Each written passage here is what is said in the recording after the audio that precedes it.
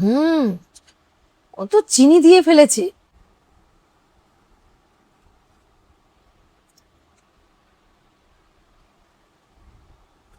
চিনি একটু বেশি হয়েছে। কখনো চায়ে চিনি বেশি দিয়ে দেবে, রান্না করতে গেলে লবণ বেশি দিয়ে দেবে, এখনো ওর কোনো আইডিয়াই হয়নি। দাঁড়াও আমি দেখছি।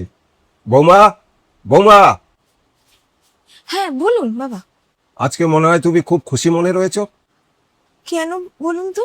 কারণ আমরা যখন খুব খুশি হই তখন তো মিষ্টিমুখ করাই, তাই জিজ্ঞেস করলাম। কারণ তুমি আজকে চায়ে ডবল ডবল চিনি দিয়ে দিয়েছো। ও, তাহলে মনে হয় ভুল করে হয়ে গেছে। ঠিক আছে, আমি আবার নতুন করে চা বানিয়ে নিয়ে আসছি। হ্যাঁ হ্যাঁ, তুমি আরেকবার বানিয়ে নিয়ে এসো কিছু হওয়ার আগে। আচ্ছা ঠিক আছে, আমি বানিয়ে নিয়ে আসছি। আমি তো ভাবলাম তুমি ওকে ডেকে একটু বকা দেবে, তা না করে তুমি এটা কি বললে ওকে?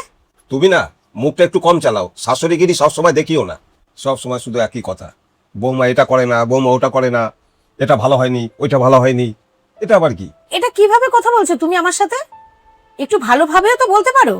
তোমার সঙ্গে যখন চিৎকার করে কথা বললাম তোমার ভালো লাগলো না, বৌমার সাথে যখন ভালোভাবে কথা বললাম সেটাও তোমার ভালো লাগলো না। যেই ব্যবহারটা তোমার পছন্দ নয়, তাহলে সেই ব্যবহারটাই তুমি অন্য কারোর সাথে কি করে করো?